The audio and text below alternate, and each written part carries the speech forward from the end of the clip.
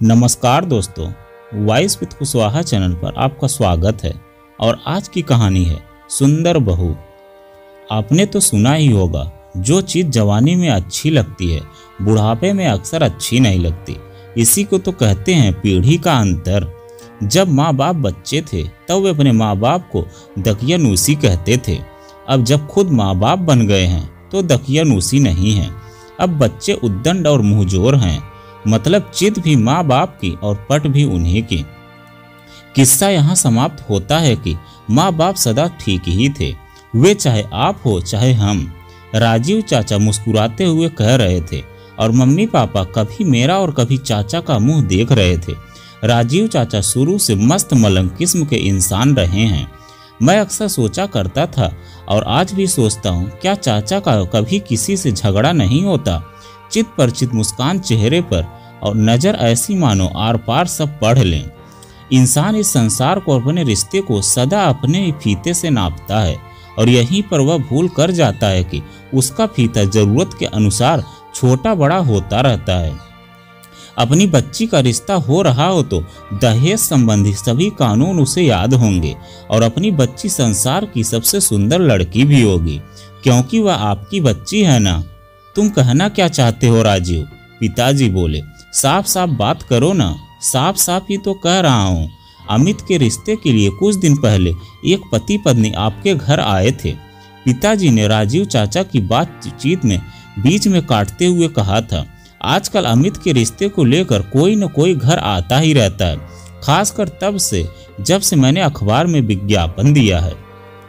मैं अखबार की बात नहीं कर रहा हूँ, राजीव चाचा बोले।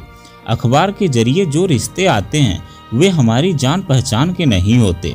आपने उनसे क्या कहा क्या नहीं, बात बनी या नहीं बनी, किसे पता।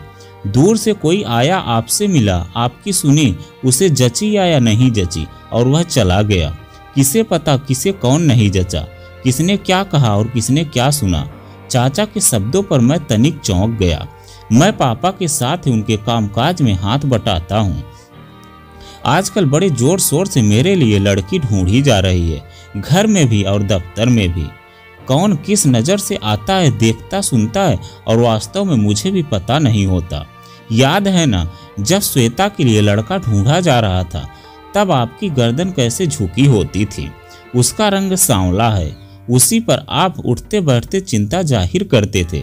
तब भी मैं आपको यही समझाता था कि रंग गोरा काला होने से कोई फर्क नहीं पड़ता।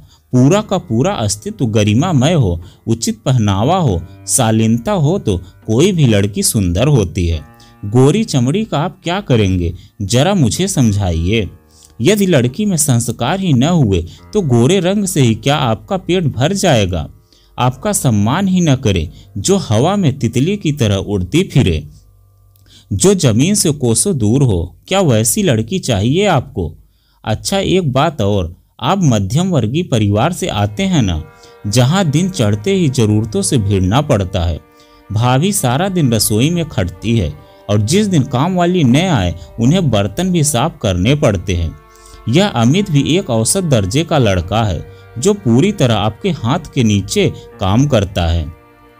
इसकी अपनी कोई जान पहचान नहीं बनी है। आप हाथ खींच ले तो 2 वक्त की रोटी भी मुश्किल से कमा सकेगा। आपका बुढ़ापा तभी सुखमय होगा जब संस्कारी बहू आकर आपसे जुड़ जाएगी। कहिए, मैं सच कह रहा हूँ कि नहीं? राजीव चाचा ने एक बार पूछा तो मम्मी पापा आंखें फाड़ फाड़ कर उनका चेहरा देख रहे थे। सच ही तो कह रहे थे चाचा। मेरी अभी अपनी कोई पहचान कहाँ है? वकालत पढ़ने के बाद पापा की तो सहायता कर रहा हूँ मैं। मेरे एक मित्र की भतीजी है जो मुझे बड़ी प्यारी लगती है। काफी समय से उनके घर मेरा आना जाना है।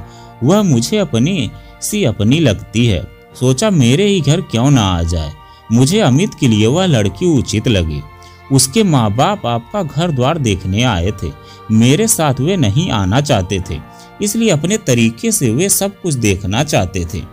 कौन थे वे और कहाँ से आए थे? आपने क्या कहा था उन्हें? आपको तो सुंदर लड़की चाहिए, जो कटरीना कैफ चाहिए ना, यही कहा था ना आपने? मैं चाचा की बात सुनकर अवाक रह गया। क्या पापा ने उनसे ऐसा कहा था? ठगे से पापा जवाब में चुप थे।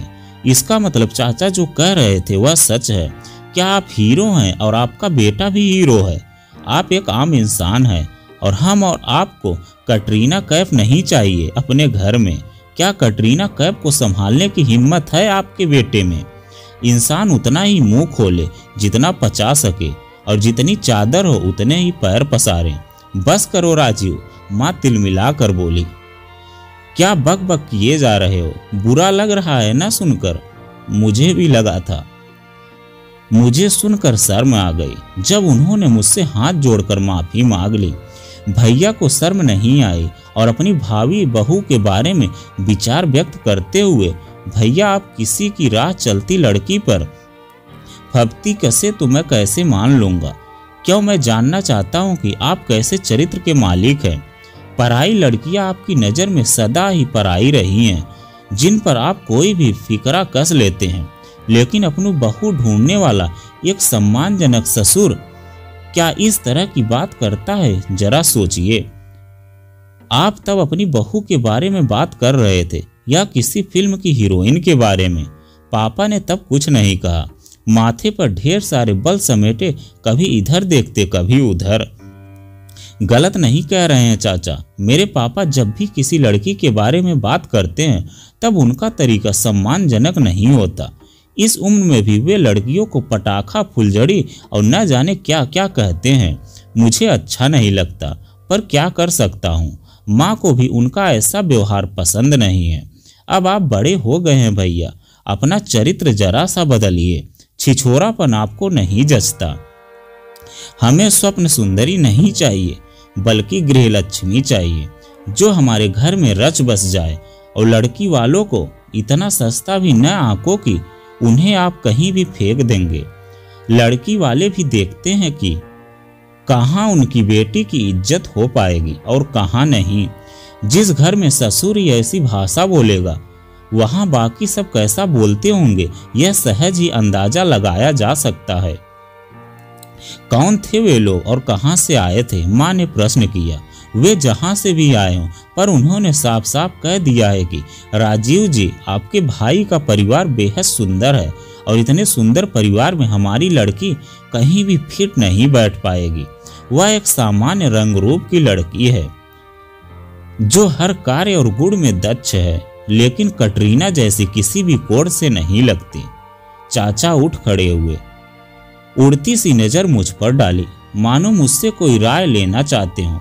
क्या वास्तव में मुझे भी कोई रूपसी ही चाहिए जिसके नखरे भी मैं शायद नहीं उठा पाऊंगा?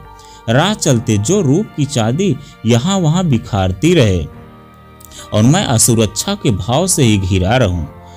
मैं ही कहाँ का देव पुरुष हूँ जिसे कोई अप्सरा चाहिए? चाचा सच ही तो कह रहे हैं कि पापा को ऐसा नहीं कहना चाहिए था। मैंने एक आध बार पापा को समझाया भी था तो उन्होंने मुझे बुरी तरह डांट दिया था। बाप को समझा रहा है, बड़ा मुंहजोर है तू।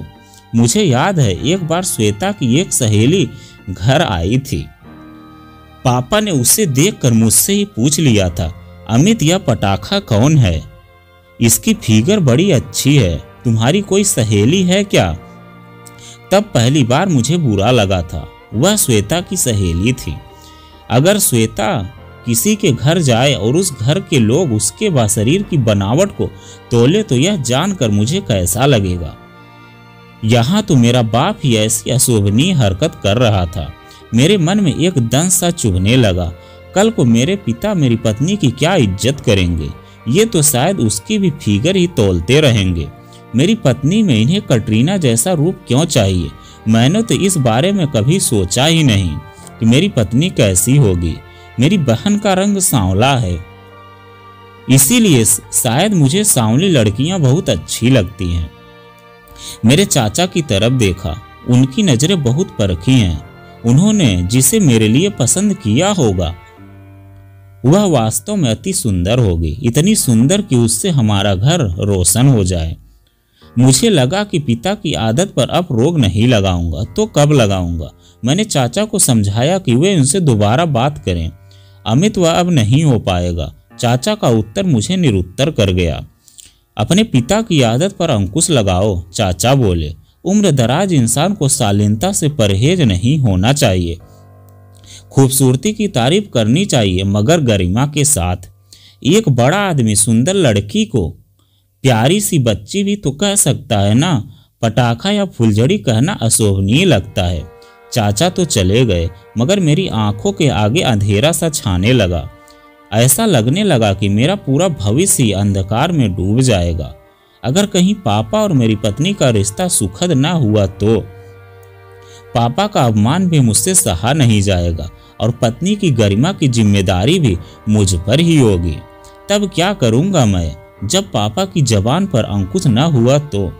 माँ ने तो शायद यह सब सुनने की आदत बना ली है। मेरी पत्नी पापा की आदत पचा पाए न पचा पाए कौन जाने। अभी पत्नी आई नहीं थी लेकिन उसके आने के बाद की कल्पना से ही मैं डरने लगा था। सहसा एक दिन कुछ ऐसा हो गया जिससे हमारा सारा परिवार हिल गया।